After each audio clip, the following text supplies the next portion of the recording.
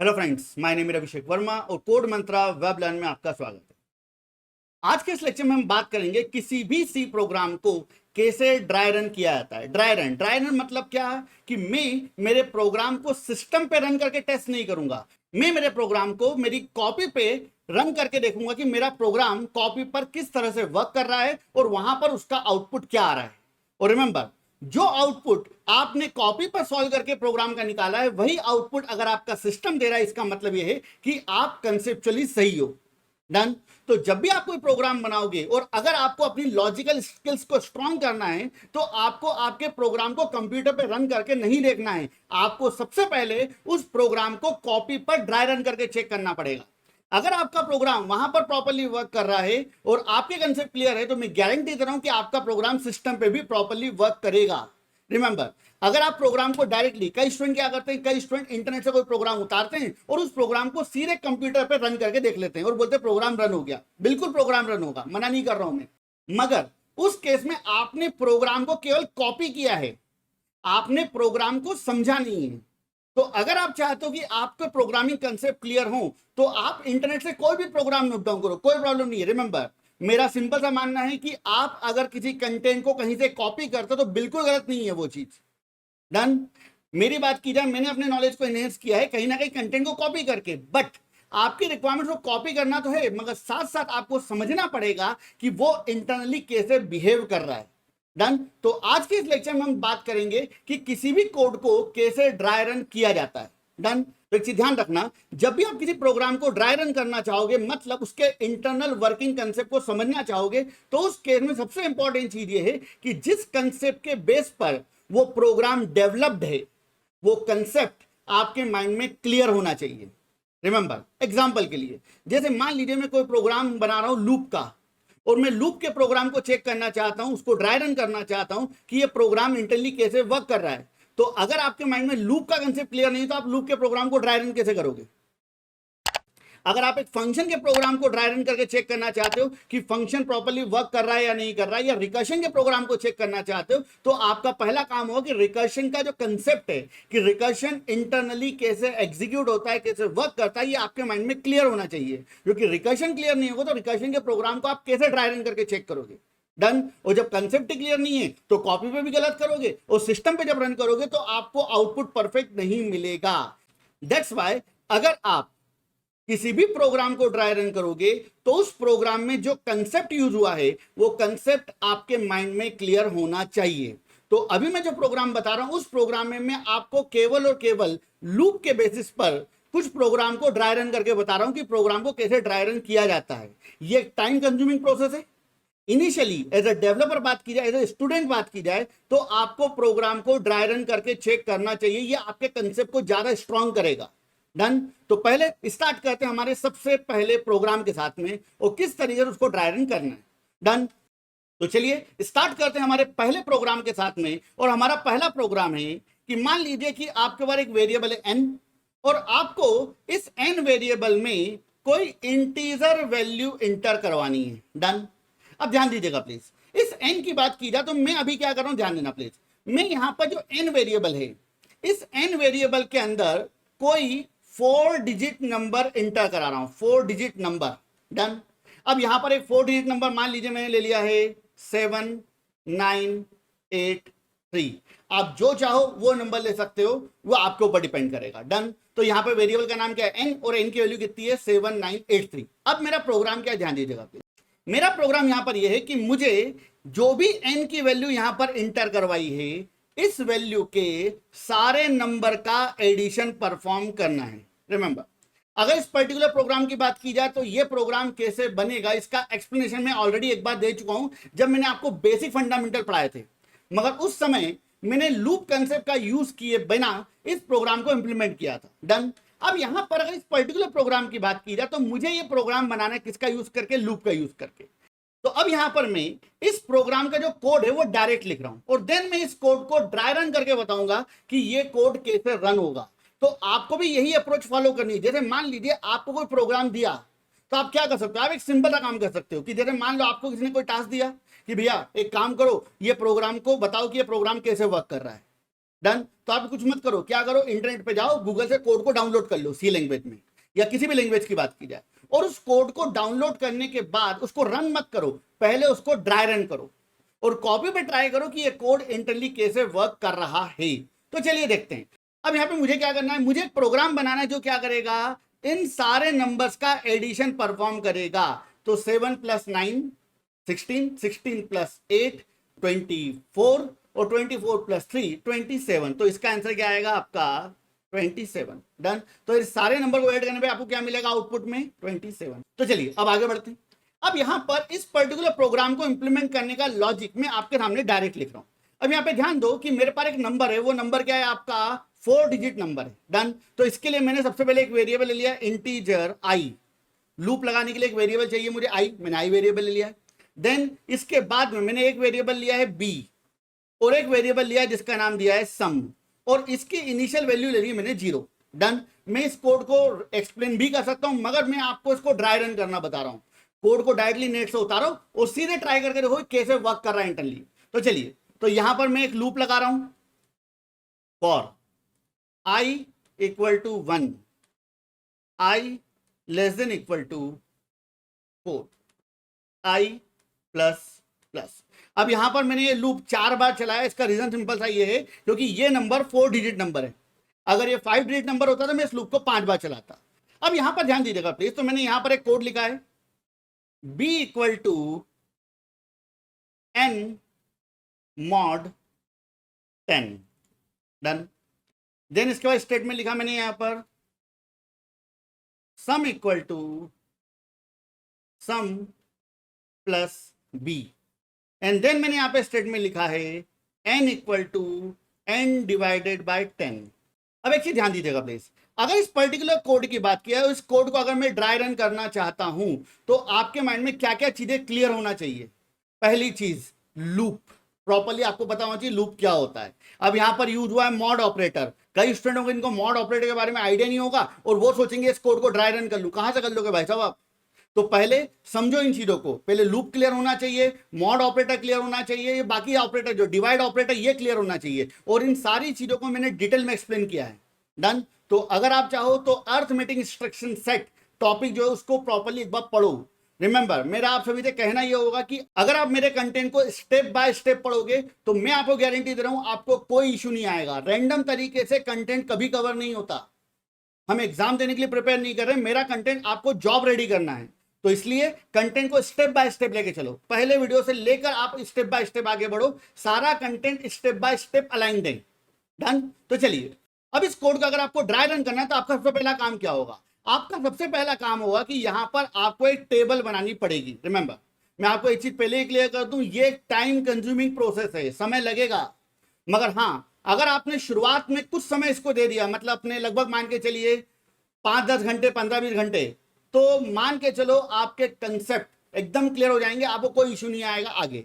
तो यहां पर क्या अगर हमने एक टेबल बनाई, अब इस टेबल की बात की जाए तो इस टेबल में आपको उतने कॉलम लेने हैं जितने आपके वेरिएबल्स हैं। कितने वेरिएबल हैं आपके पास में? पहला वेरिएबल n, दूसरा वेरिएबल i, तीसरा वेरिएबल b और चौथा वेरिएबल सम। डन। तो यहां पर मैंने टोटल मिला के 4 कॉलम ले लिए हैं। पहला कॉलम कौन है आपका? n, ये रहा n। दूसरा कॉलम कौन है आपका? i, तीसरा कॉलम b और चौथा कॉलम सम। डन। अब स्टेप बाय स्टेप चलना चालू करो। तो चलिए स्टार्ट करते हैं। सबसे पहली लाइन, सबसे पहले n में क्या लिखा हुआ भाई साहब? n = 7983। तो n की वैल्यू यहां पर रख दो 7983। That's it. डन। अब अगली लाइन पे आओ, यहां पर क्या लिखा हुआ है? एक वेरिएबल है i। अब i की बात की जाए तो i की कोई भी वैल्यू नहीं है, तो यहां पर अपन मान के चलते हैं कि i के अंदर कैसी वैल्यू होगी? एक गार्बेज वैल्यू होगी। मैंने पढ़ाया था गार्बेज वैल्यू क्या होती है, तो एक टॉपिक ऑलरेडी अवेलेबल, इसका नाम है garbage value and default value. तो उसको एक बार पढ़ो तो आपको पता लग जाए गार्बेज वैल्यू एक्जैक्टली होती क्या है। डन। उसके अलावा बी वेरिएबल की बात की जाए तो बी को भी अभी कोई वैल्यू नहीं दी हुई, तो अपन इसको मान लेते हैं क्या कि इसकी वैल्यू भी क्या होगी? Garbage value. डन। इसके अलावा वेरिएबल है सम, और सम की इनिशियल वैल्यू कितनी है? सम की इनिशियल वैल्यू है 0। डन। तो इस तरीके से आपको स्टेप बाय स्टेप चलना पड़ेगा। अब यहां पर आते हैं इस प्रोग्राम के साथ में। तो यहां पर सबसे पहले क्या होगा, सबसे पहले आपका लूप स्टार्ट होगा और स्टेटमेंट क्या लिखा हुआ है, फॉर आई असाइनमेंट 1। तो जैसे ही ये स्टेटमेंट वर्क करेगा आई की वैल्यू कितनी हो जाएगी, आई की वैल्यू हो जाएगी 1। तो जो गार्बेज वैल्यू है खत्म हो चुकी है और आई की नई वैल्यू हो चुकी है 1। लिखो यहां पर, कोई प्रॉब्लम नहीं है, डन। अब यहां से आप इधर आए, स्टेटमेंट क्या लिखा हुआ है, स्टेटमेंट ये लिखा हुआ है कि आई लेस देन इक्वल टू 4। अब यहां पर आपको लास्ट वैल्यू को चेक करना, लास्ट वैल्यू क्या है आई की लास्ट वैल्यू है आपकी 1, डन। तो 1 लेस देन इक्वल टू 4, सही या गलत, कंडीशन क्या हो गई भाई साहब, कंडीशन हो गई ट्रू। तो कहां जाएगा, बॉडी ऑफ लूप के अंदर, डन, अंदर आ गए आप। अब यहां पर ये 3 लाइनें वर्क करेंगी, 1 2 और 3। इन तीनों लाइनों को आपको प्रॉपरली समझना पड़ेगा। तो चलिए हम स्टार्ट करते हैं हमारी पहली लाइन के साथ में। अब यहां पर स्टेटमेंट क्या लिखा हुआ है, बी असाइनमेंट n mod 10। पहले कौन वर्क करेगा, अर्थमेटिक इंस्ट्रक्शन सेट टॉपिक के अकॉर्डिंग सबसे पहले वर्क करेगा आपका मॉड। तो n की वैल्यू कितनी है, देखो n की वैल्यू है 7983, डन। और 7983 में अगर आप 10 का मॉड करोगे तो क्या बचेगा, 7983 में अगर आप 10 का मॉड करोगे तो आपके पास में जो आंसर बचेगा वो होगा 3, डन। ट्राई कर लेना मॉड ऑपरेटर को अप्लाई करके। तो आंसर क्या बचा आपका 3 रिमाइंडर, और वो 3 काय में आ जाएगा, बी में, डन। तो जो बी है जिसकी वैल्यू गार्बेज वैल्यू थी वो अब हो जाएगी 3, बात खत्म। अब अगली लाइन पे आते हैं। अगली लाइन में क्या लिखा हुआ है, sum equal to sum plus b. अब मुझे बताओ पहले कौन वर्क करेगा, पहले असाइनमेंट वर्क करेगा, पहले प्लस वर्क करेगा, पहले आपका प्लस वर्क करेगा। तो ये स्टेटमेंट वर्क करेगा। स्टेटमेंट क्या लिखा हुआ है, सम प्लस बी। सम की वैल्यू कितनी है, सम की पुरानी वैल्यू है 0, और बी की बात की जाए तो बी की इंटरनल वैल्यू कितनी है, बी की वैल्यू है आपकी 3। तो 0 प्लस 3 कितना हुआ, 3, और वो 3 काय में आ जाएगा, सम के अंदर। तो यहां पर जो सम है उसकी नई वैल्यू हो जाएगी 3, डन। तो सम की वैल्यू 0 खत्म, अब क्या हो जाएगा आपका 3, बात खत्म। अब अगली लाइन पे जाओ। अगली लाइन क्या लिखी हुई है, n equal to n divided by 10। अब पहले कौन वर्क करेगा, पहले फिर आपका डिवाइड वर्क करेगा। अब क्या होगा, n की वैल्यू कितनी है, n की वैल्यू है 7983। 7983 में आपने 10 का डिवाइड करा, क्या बचेगा, तो 7983 में अगर आप 10 का डिवाइड करोगे तो आपका आंसर बचेगा 798। और ध्यान रखना जो 798 है वो अगेन किसको मिल रहा है, n को ही। तो n की वैल्यू 7983 थी, उसमें 10 का डिवाइड हुआ, आंसर क्या बचा आपका 798। और 798 के अगेन किसको मिल गया, n को। तो n की नई वैल्यू कितनी हो चुकी है, 798, डन। तो ये आपकी अप्रोच रहेगी। अब ये तीनों स्टेटमेंट खत्म हो चुके हैं। अब यहां से कहां जाएगा भाई साहब, अगेन जाएगा इंक्रीमेंट के पास में, डन। अब इंक्रीमेंट की अगर बात करें, इंक्रीमेंट में क्या लिखा हुआ है, आई प्लस प्लस। अब आई प्लस प्लस, आई की पुरानी वैल्यू कितनी है 1, आई की नई वैल्यू कितनी हो जाएगी 2। तो यहां पर आपने 1 को खत्म किया और यहां पर डाल दिया 2, तो आई की नई वैल्यू हो चुकी है 2। अगेन आप कहां जाओगे, कंडीशन के पास। कंडीशन में क्या लिखा हुआ है, आई लेस देन इक्वल टू 4। आई की वैल्यू कितनी है 2 है, तो स्टेटमेंट बन जाएगा 2 लेस देन इक्वल टू 4। सही है गलत, सही है। फिर अंदर आएगा और अंदर आके स्टेटमेंट क्या मिला, b equal to n mod 10। अब n की वैल्यू कितनी है, n की वैल्यू है 798, और 798 में अगर आप 10 का मॉड करोगे तो क्या बचेगा, रिमाइंडर। क्या रिमाइंडर बचेगा भाई साहब, यहां पर आपका 8 रिमाइंडर बचा आपका 8। और ये 8 किस में जा रहा है, 8 जाएगा बी के अंदर। तो जो बी है उसकी पुरानी वैल्यू 3 थी, वो वैल्यू हो जाएगी आपकी 8, बात खत्म। अब फिर अगली लाइन पे जाते हैं। स्टेटमेंट क्या लिखा हुआ है, sum equal to sum plus b. पहले कौन वर्क करेगा, प्लस। सम की पुरानी वैल्यू कितनी, सम की पुरानी वैल्यू 3 है, बी की नई वैल्यू कितनी, बी की नई वैल्यू है 8, डन। तो 3 प्लस 8 कितना हुआ, 3 प्लस 8 हुआ आपका 11। तो 3 खत्म और वो क्या हो जाएगा 11, और 11 काय में आ जाएगा सम में। तो जो सम है उसकी वैल्यू 3 नहीं बचेगी, उसकी वैल्यू हो जाएगी 11, बात खत्म। अगेन ये वाली लाइन वर्क करेगी। इस लाइन में क्या लिखा हुआ, n equal to n divided by 10। तो n की वैल्यू कितनी है, n की वैल्यू है 798, और 798 में आपने 10 का डिवाइड करा, क्या बचेगा 798 खत्म हो जाएगा और बचेगा 79, और 79 का में आ जाएगा n के अंदर। तो जो n है उसकी नई वैल्यू हो जाएगी 79, डन। फिर अगेन ऊपर जाएगा तो i की वैल्यू कितनी थी, पहले 2 थी, अब वैल्यू कितनी हो जाएगी 3। फिर कंडीशन के पास जाएगा 3 लेस देन इक्वल टू 4, सही है गलत, सही, फिर अंदर आएगा और ये वाला स्टेटमेंट वर्क करेगा। स्टेटमेंट क्या लिखा हुआ है, b equal to n mod 10, n की वैल्यू कितनी है, n की वैल्यू है 79, और 79 में अगर आप 10 का मॉड करोगे तो क्या बचेगा, बचेगा 9, और वो 9 का में आ जाएगा b में, तो b की नई वैल्यू कितनी हो जाएगी आपकी 9। डन। अब यहां पर अगली लाइन वर्क करेगी। अगली लाइन में क्या लिखा हुआ है, sum equal to sum plus b, sum की पुरानी वैल्यू कितनी है, सम की पुरानी वैल्यू 11 है, और b की वैल्यू कितनी है, b की वैल्यू 9 है, तो 11 प्लस 9 कितना हो जाएगा, 11 प्लस 9 हो जाएगा आपका 20, और ये जो 20 है वो किस में चले आएगा, सम के अंदर, तो सम की नई वैल्यू हो जाएगी आपकी 20। डन। अगेन ये स्टेटमेंट वर्क करेगा, n equal to n divided by 10, n की वैल्यू कितनी है आपकी 79, 79 में अगर आप 10 का डिवाइड करोगे तो आपका आंसर क्या बचेगा, आपका आंसर बचेगा 7, और 7 का में आ जाएगा n में, तो 79 खत्म और n की नई वैल्यू बन जाएगी आपकी 7।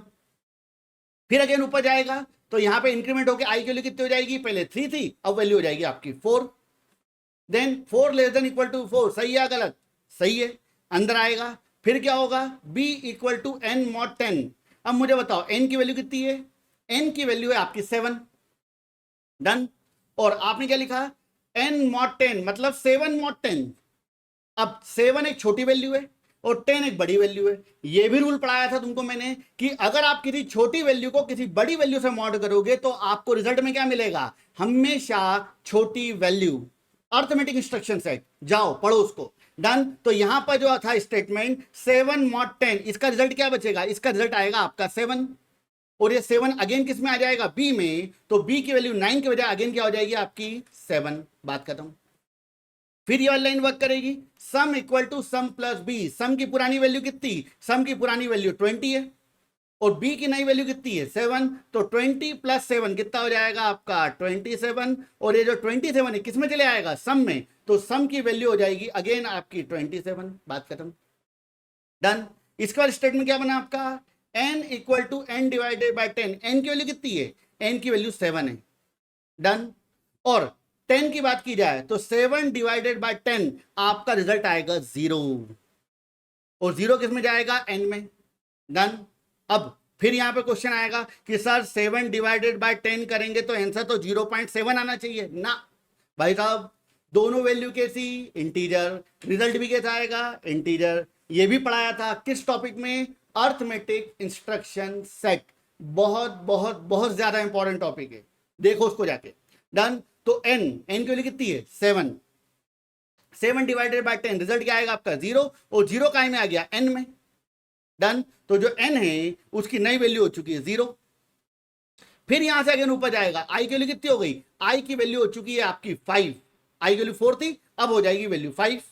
डन। और 5 लेस देन इक्वल टू 4, सही या गलत, भैया ये कंडीशन अब क्या हो जाएगी, गलत, तो गलत होगी तो बाहर आ जाएगा, और बाहर आने के बाद मैं यहां पर क्या कर रहा हूं, मैं यहां पे प्रिंटफ करा दूंगा किसकी वैल्यू को, सम की वैल्यू को। डन। तो अगर मैं सम की वैल्यू को यहां पे प्रिंट कराता हूं तो सम की वैल्यू कितनी है, सम की वैल्यू है आपकी 27, और ये ही तो आपका आउटपुट है। डन। तो इस तरीके से आपके कोड को step by step dry run किया जाता है। अगर आपको एक अच्छा डेवलपर बनना है तो ड्राई रन करना स्टार्ट करो। कोड को घूरने से, देखने से कभी कोड सॉल्व नहीं होगा, कोड को आपको कॉपी पे ड्राई रन करना पड़ेगा, 3 या 4 प्रोग्राम, ज्यादा से ज्यादा 3-4 प्रोग्राम के बाद आपका माइंड खुद इन चीजों को डायरेक्टली अडॉप्ट करना चालू कर देगा और आप उन कोड को देख के सॉल्व कर पाओगे, मगर इनिशियली आपको उसको कॉपी पे सॉल्व करना पड़ेगा। डन। तो इस तरीके से इस कोड को हमने ड्राई रन किया है। उम्मीद करता हूं कि आपको यह टास्क समझ में आया होगा। अब यहां पर जो असाइनमेंट अभी आपको मैंने एक्सप्लेन करके बताया था कि वो कैसे इंटरली ड्राई रन करेगा, उसी असाइनमेंट के बेस पर मैं आपको एक और असाइनमेंट दे रहा हूं। इस असाइनमेंट की बात किया तो यहां पर आपको एक वेरिएबल है, वेरिएबल का नाम क्या है n, और n की वैल्यू कोई भी 4 डिजिट नंबर हो सकता है। तो मान लीजिए आपने नंबर ले लिया है 7841। अब यहां पर n की वैल्यू जो भी यहां पर दी हुई है उस वैल्यू के अकॉर्डिंग, और इसके अलावा b, i और आउट, रिमेंबर लास्ट प्रोग्राम में मैंने वेरिएबल का नाम लिया था सम, उस सम की जगह पर यहां पे आउट रखा हुआ है। डन। और उसके बेसिस पर आपको इस प्रॉब्लम को क्या करना है, सॉल्व करना है, मतलब इसको ड्राई रन करना है, और आपको कमेंट बॉक्स में ये बताना है कि ये जो लॉजिक मैंने आपके सामने लिखा है ये किस प्रोग्राम का लॉजिक है। रिमेंबर, मतलब इस प्रोग्राम का आउटपुट आपको क्या मिलेगा। रिमेंबर, लास्ट टाइम मैंने स्टेटमेंट कुछ ऐसा लिखा था, out equal to out plus b, मगर इस बार आपका स्टेटमेंट है out equal to out into 10 plus b. Done, इतना सा चेंज है। डन, तो इस कोड को properly step by step dry run करो, और ड्राई रन करने के बाद कमेंट में मेंशन करो कि इसका आउटपुट क्या आना चाहिए, या फिर कि ये किस चीज का लॉजिक है। डन, चलिए अब यहां पर मैं आपको उसी असाइनमेंट को वापस ड्राई रन करके बता रहा हूं जो आपको मैं ऑलरेडी एक्सप्लेन कर चुका हूं। डन, अब उस पर्टिकुलर असाइनमेंट की बात की जाए तो उस असाइनमेंट में एक ड्रॉबैक था। ड्रॉबैक क्या था कि आपने वहां पर एक वेरिएबल लिया था n, और n की वैल्यू जो आप इंटर करवा रहे थे वो वैल्यू एक 4 डिजिट नंबर था, 4 डिजिट। डन, अब इस 4 डिजिट नंबर की बात की, नंबर कुछ भी हो सकता है, 7 9 8 3 व्हाटएवर। डन, और हमें क्या करना था, हमें इन सारे नंबर को ऐड करने का एक प्रोग्राम बनाना था। डन, तो उसका लॉजिक मैं आपको ऑलरेडी एक्सप्लेन कर चुका हूं। तो इसका आउटपुट क्या आएगा, 7 प्लस 9 16, 16 प्लस 8 24, और 24 प्लस 3 27। तो इसका आउटपुट क्या आएगा आपका 27। बात खत्म। बट जो लॉजिक मैंने आपके सामने लिखा था उस लॉजिक का एक ड्रॉबैक था। ड्रॉबैक क्या था भाई साहब, ड्रॉबैक यह था कि वो लॉजिक केवल और केवल 4 डिजिट नंबर के लिए ही काम करेगा। मतलब अगर आपका नंबर 5 डिजिट नंबर होता, मतलब 7 9 8 3 2 1 ऐसा कुछ होता, तो वो लॉजिक काम नहीं करेगा। डन, तो इस केस में हम अब एक नए लॉजिक के ऊपर बात कर रहे हैं, और उस लॉजिक को भी हम ड्राई रन करके देखेंगे, मगर थोड़ा सा मेरे पास फास्ट चलूंगा क्योंकि एक्सप्लेनेशन लगभग वैसे ही रहेगा, थोड़ा बहुत चेंज रहेगा। डन, तो चलिए स्टार्ट करते हैं। तो यहां पर मेरा एक वेरिएबल है, इस वेरिएबल का नाम क्या है, n, और n कैसा वेरिएबल है, इंटीजर। इसके अलावा मैंने कुछ वेरिएबल और ले लिए हैं, integer i, comma b, comma sum, और इनिशियल वैल्यू 0। रिमेंबर, एक चीज ध्यान रखना, ये बहुत कुछ सिखाएगा ये लॉजिक, ध्यान रखना। अब आगे बढ़ते हैं। अब यहां पर आपने एक लूप लगाया, for i assignment 1 i less than equal to 10 या लेस देन इक्वल टू 4। मगर भैया अगर मैं ये कंडीशन लगा दूंगा तो प्रोग्राम फिर वही हो जाएगा जो पहले बनाया था। तो मैं यहां पर कंडीशन थोड़ी चेंज करता हूं। मैंने यहां पर स्टेटमेंट लिखा है n greater than 0, and then मैंने यहां पे लगा दिया है i plus plus. That's it. आगे बढ़ते हैं। अब वही का वही कोड जो पहले आपने किया था। तो स्टेटमेंट क्या था आपका, b equal to n mod 10। अगला statement sum equal to sum plus b, और अगला statement n equal to n divided by 10। That's it. और जब ये लूप कंप्लीट हो जाएगा तो आउटपुट क्या प्रिंट होना चाहिए आपका, प्रिंट एफ। क्या प्रिंट कराना है अपने को यहाँ पे, सम को। That's it, done. तो ये जो प्रोग्राम मैंने आपके सामने लिखा है, ये प्रोग्राम कितना भी बड़ा नंबर आप इंटर करा दो, 3 डिजिट 4 डिजिट 5 डिजिट 7 डिजिट, कितना ही बड़ा नंबर आप इंटर करा दो, हर नंबर के सारे नंबर को ऐड करके आउटपुट आपको दे देगा। जैसे आपका नंबर क्या है 7983, तो आपका आंसर क्या आ रहा है 27। इसी जगह पर आपका नंबर क्या होता है 291, तो आपका आंसर क्या आता है यहाँ पर टोटल मिला के 12। डन, तो हर नंबर पे ये वाला लॉजिक वर्क करेगा। डन, तो चलिए एक बार इसको अपन ट्राई रन करके देखते हैं। तो अब इस कोड को हम स्टार्ट करते हैं कि ये कोड कैसे वर्क करेगा। तो स्टार्ट करते हैं स्टेप बाय स्टेप फटाफट। तो यहां पर सबसे पहले क्या हुआ, सबसे पहले आपका वेरिएबल है n। तो n की वैल्यू कितनी है, n की वैल्यू है आपकी 7983। आप यहां पर 5 डिजिट नंबर भी ले सकते हो, या फिर चाहो तो 3 डिजिट नंबर भी ले सकते हो। डन। अब यहां पर i की वैल्यू कितनी है, i की वैल्यू कुछ भी नहीं है, मतलब कैसी वैल्यू भाई साहब, गार्बेज वैल्यू। b की वैल्यू कुछ भी नहीं है, मतलब कैसी वैल्यू है, गार्बेज वैल्यू। s की बात की जाए तो s की मतलब s मतलब सम, सम की वैल्यू कितनी है इनिशियली आपकी 0। अब आगे बढ़ते हैं। तो लूप आपका स्टेप बाय स्टेप चलेगा। सबसे पहले कौन वर्क करेगा, इनिशियलाइजेशन। स्टेटमेंट क्या है, आई असाइनमेंट 1, तो आई की वैल्यू कितनी हो गई, आई की वैल्यू गार्बेज वैल्यू थी, अब हो गई 1। इसके बाद कंडीशन क्या लगी हुई है, इसके बाद कंडीशन लगी हुई है आपकी n ग्रेटर देन 0। अब n की वैल्यू कितनी है, n की वैल्यू है आपकी 7983, और 7983 ग्रेटर देन 0। सही है गलत, सही है भाई साहब, अंदर आया। अंदर स्टेटमेंट क्या लिखा हुआ है, b equal to n mod 10। n की वैल्यू कितनी है 7983, और 7983 में आप 10 का क्या करोगे, मॉड करोगे। आपका आंसर क्या बचेगा, आपका आंसर बचेगा यहाँ पे 3, और 3 का में आ गया b में, तो यहाँ पर b की वैल्यू हो जाएगी आपकी 3। That's it. अगले एन वर्क करेगी। अगले एन में क्या लिखा हुआ है, sum equal to sum plus b, sum की पुरानी वैल्यू 0, बी की वैल्यू कितनी है आपकी 3, 0 प्लस 3 कितना हुआ 3, तो सम की नई वैल्यू कितनी हो गई आपकी 3, और ये 3 काय में आ जाएगा सम में, तो सम की नई वैल्यू हो गई आपकी 3। डन। अगला स्टेटमेंट क्या है, n equal to n divided by 10, n की वैल्यू कितनी है 7983, 7983 डिवाइडेड बाय 10 क्या बचेगा 798, और जो 798 है ये काय में आ जाएगा, ये आ जाएगा n के अंदर, तो n की नई वैल्यू हो चुकी है आपकी 798, बात खत्म। अगेन यहां से कहां जाएगा, अगेन जाएगा इंक्रीमेंट के पास। आई की वैल्यू कितनी हो गई आपकी, आई की वैल्यू पहले कितनी थी 1 थी, अब कितनी हो गई वैल्यू 2 हो गई, बात खत्म। फिर इधर आए, स्टेटमेंट क्या लिखा हुआ है, n greater than 0, n greater than 0, n की वैल्यू कितनी है 798, 798 ग्रेटर देन 0, सही है गलत, सही है, फिर अंदर आ गए आप, और यहां पे क्या लिखा हुआ है n मॉड 10, n की वैल्यू कितनी 798 में 10 का मॉड करो क्या बचेगा, बचेगा आपका टोटल मिला के 8, और 8 काय में आ गया बी में, तो बी में अगेन क्या आ गया आपका 8 आ गया। डन। अब ये वाला स्टेटमेंट वर्क करेगा, sum equal to sum plus b, sum की वैल्यू कितनी है, सम की वैल्यू है 3, बी की वैल्यू कितनी है, बी की वैल्यू है आपकी 8, तो 3 प्लस 8 कितना हो गया आपका 11, तो जो सम है उसकी नई वैल्यू कितनी हो जाएगी आपकी 11। डन। तो ये 3 खत्म, यहां पर क्या आ गया आपका 11। Again n equal to n divided by 10, तो n की वैल्यू कितनी है 798, और 798 में आपने क्या करा 10 का डिवाइड करा, क्या बचेगा 79, और 79 का में आ जाएगा n में, तो n की वैल्यू कितनी हो जाएगी आपकी 79। अगेन ऊपर गए, i प्लस प्लस, आई की वैल्यू कितनी है, आई की वैल्यू 2 थी, अब कितनी हो गई आपकी 3 हो गई। देन फिर कंडीशन के पास गए, n ग्रेटर देन 0, n की वैल्यू कितनी है 79, 79 ग्रेटर देन 0, सही है गलत, सही है, फिर अंदर आए, और क्या होगा, तो n की वैल्यू कितनी है आपकी, n की वैल्यू है आपकी 79, 79 में अगर आपने 10 का मॉड करा क्या बचेगा 9, लास्ट वैल्यू। डन। और ये 9 का में आ जाएगा b में, तो b की नई वैल्यू हो चुकी है आपकी 9। देन स्टेटमेंट क्या बना, sum equal to sum plus b, sum की पुरानी वैल्यू कितनी 11, बी की नई वैल्यू कितनी 9, 11 प्लस 9 कितना हो गया 20, और 20 का में आ जाएगा अगेन सम में, तो सम की नई वैल्यू कितनी हो जाएगी भाई साहब 20। देन स्टेटमेंट क्या लिखा हुआ, n equal to n divided by 10, n की वैल्यू कितनी है, n की वैल्यू है आपकी 79, तो 79 में अगर आप 10 का डिवाइड करो क्या बचेगा आपका अगेन 7, क्लियर। फिर ऊपर जाएगा, i की वैल्यू कितनी हो जाएगी, i की वैल्यू हो जाएगी 4, n ग्रेटर देन 0, n की वैल्यू कितनी है, n की वैल्यू है आपकी 7, तो 7 ग्रेटर देन 0, सही है गलत, सही है, अंदर आया।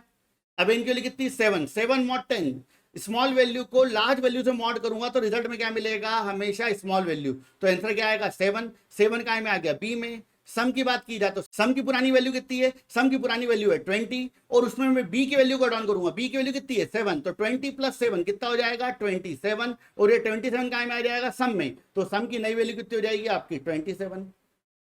डन। इसके बाद n equal to n divided by 10, n के लिए कितनी है 7, 7 में अगर आप 10 का डिवाइड करो क्या बचेगा 0, तो n की नई वैल्यू कितनी हो जाएगी, n की नई वैल्यू हो जाएगी आपकी 0। अब यहां से अगेन ऊपर गया, i की वैल्यू कितनी हो गई, i की वैल्यू हो गई 5।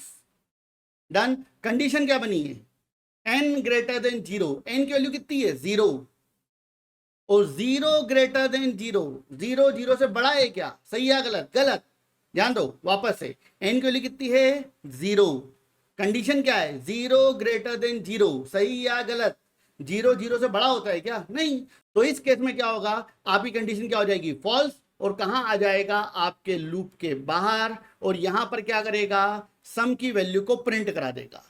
सम की वैल्यू कितनी है, सम की वैल्यू है यहां पे 27, तो 27 यहां पे क्या हो जाएगा आपका प्रिंट हो जाएगा। डन। अब इस पर्टिकुलर लॉजिक की अगर बात की जाए तो इस लॉजिक में आई का कोई रिलेशन ही नहीं है, आप समझो इस चीज को। आप एक चीज नोटिस करो कि लूप के अंदर कब आता है और लूप के बाहर कब जाता है, जब एक कंडीशन वर्क करती है, और इस कंडीशन में कहीं पर भी आई का तो कोई लेना देना ही नहीं है। आप यहां पर आई को इनिशियलाइज कर रहे हो, आई को इंक्रीमेंट कर रहे हो, ना तो कंडीशन में आई है और ना ही बॉडी में कहीं पर आई का यूज किया गया है, तो आई का तो कोई लेना देना नहीं इस लॉजिक के अंदर। डन। तो इस केस में ध्यान रखना, ये लूप तब तक चलेगा, तब तक जब तक n की वैल्यू क्या नहीं हो जाती 0। डन। मतलब अगर आपकी वैल्यू 7 8 5 1 2 3 है, तो ये वैल्यू पहले क्या बन जाएगी 7 8 5 1 2, क्या बन जाएगी 7 8 5 1 2, इसके बाद क्या बन जाएगा 7 8 5 1 उसके बाद क्या बन जाएगा 785, देन क्या बन जाएगा 78, देन क्या बन जाएगा आपका 7 और देन क्या बन जाएगा 0। तो जब ये वैल्यू अपने आप क्या बनती आएगी 0। देखो एक चीज, ये स्टेटमेंट क्या कर रहा है, ये स्टेटमेंट वैल्यू को रिड्यूस कर रहा है। डन। तो जब वैल्यू क्या हो जाएगी, जब n की वैल्यू आपकी 0 के बराबर हो जाएगी, ये लूप ऑटोमेटिकली क्या हो जाएगा, रुक जाएगा। इसको कोई मतलब नहीं कि आपको लूप 10 बार चलाना है या 5 बार या 50 बार। जब वैल्यू क्या हो जाएगी 0, ये लूप अपने आप क्या हो जाएगा, ब्रेक। और यहां पर इन आई की बात की जाए तो इन आई का कोई लेना देना नहीं है। तो अगर आप चाहो तो इस लॉजिक में से इस आई वेरिएबल को हटा सकते हो। डन। इसकी कोई आवश्यकता नहीं है यहां पर। ये केवल और केवल आपके कोड को थोड़ा सा कंफ्यूजिंग ही करेगा। डन। यहां पे आई की कोई रिक्वायरमेंट नहीं है। आप खुद सोच लो, इस कोड को एक बार फिर से ड्राई रन करके देखना और सोचना कि आई का क्या रोल है यहां पे। डन। इसके अलावा कई स्टूडेंट के माइंड में आएगा कि सर ये वाला एरिया आपने खाली छोड़ दिया, ये वाला एरिया आपने खाली छोड़ दिया, क्या होगा, एरर आएगी ना। पढ़ रखा है किस टॉपिक के अंदर, फॉर लूप। पढ़ो जाके एक बार, देखो उस टॉपिक को, उसके अंदर मैंने सारी चीजों को डिटेल में एक्सप्लेन किया हुआ है। डन। दूसरी इंपॉर्टेंट चीज, अब आप बोलोगे सर इस लूप में इंक्रीमेंट डिक्रीमेंट तो हो नहीं रहा है। भाई साहब देखो ये वाले स्टेटमेंट को, ये डिक्रीमेंट ही तो कर रहा है। पहले क्या था, सबसे पहले आपकी वैल्यू क्या थी 7983, फिर इस स्टेटमेंट ने क्या करा, इसको बना दिया 798, फिर क्या बना दिया 79, फिर क्या बना दिया 7, फिर क्या बना दिया 0। इंक्रीमेंट डिक्रीमेंट हो रहा है, ध्यान रखना। ठीक है, जरूरी थोड़ी है कि इंक्रीमेंट डिक्रीमेंट हमेशा उसी तरीके से होगा जिस तरीके से आप अप्लाई करते हैं आज तक, कि आई प्लस प्लस या i minus minus. Remember, increment decrement apply करने के बहुत तरीके अवेलेबल है। डन। ये तो एक केवल आइडिया है, छोटा सा एग्जाम्पल। डन। तो इस तरीके से हम क्या करते हैं, इस कोड को ड्राई रन करते हैं। उम्मीद करता हूं कि आप सभी को ड्राई रन कोड कैसे किया जाता है ये थोड़ा बहुत समझ में आया होगा। नेक्स्ट वीडियो में हम और प्रोग्राम बनाएंगे और उनको ड्राई रन करेंगे। इसके अलावा इस वीडियो के लास्ट में मैं आपको कुछ असाइनमेंट दूंगा, तो उन असाइनमेंट्स को लो, उनको ड्राई रन करो और उनको ड्राई रन करने के बाद कमेंट बॉक्स में मेंशन करो कि जो पहला असाइनमेंट था वो असाइनमेंट किस चीज को रिप्रेजेंट कर रहा है, वो किस चीज का लॉजिक है। दूसरा असाइनमेंट किस चीज का लॉजिक है, तीसरा असाइनमेंट किस चीज का लॉजिक है। इनको ड्राई रन करने के बाद कमेंट में मेंशन करो। और प्लीज अगर आपको मेरा कंटेंट पसंद आ रहा हो तो please like the video, subscribe my channel और share this content with your friends. और प्लीज आपके जो थॉट्स हैं कमेंट में मेंशन करो, क्योंकि देखिए आपका जो कमेंट है, आपके जो लाइक्स हैं, वो हमें मोटिवेट करते हैं और ज्यादा बेटर कंटेंट बनाने के लिए। रिमेंबर, मैं आपको गारंटी दे रहा हूं कि आपको लॉजिकल कंसेप्ट के बारे में सोचने की जरूरत ही नहीं पड़ेगी। विद इन 5 to 6 मंथ जब हमारा पूरा कंटेंट, मतलब पहले सी, उसके बाद डेटा स्ट्रक्चर्स, जब ये सारी चीजें कंप्लीट होंगी तो आप एक प्रो लेवल कोडर बन चुके होंगे। हम कंप्यूटर प्रोग्रामिंग के इंपॉर्टेंट कंसेप्ट्स को आसान भाषा में विथ रियल लाइफ एग्जांपल आप तक पहुंचाते हैं, जो कि आपकी लॉजिकल थिंकिंग को इंप्रूव करने में हेल्प करेगा। अगर आपको हमारा ये कंटेंट और एक्सप्लेनेशन अच्छा लगता है तो प्लीज हमारे चैनल को सब्सक्राइब करें। ये आपके लिए तो फ्री है, लेकिन इससे हमें और नए प्रोग्रामिंग रिलेटेड वीडियोस को बनाने के लिए मोटिवेशन मिलता है।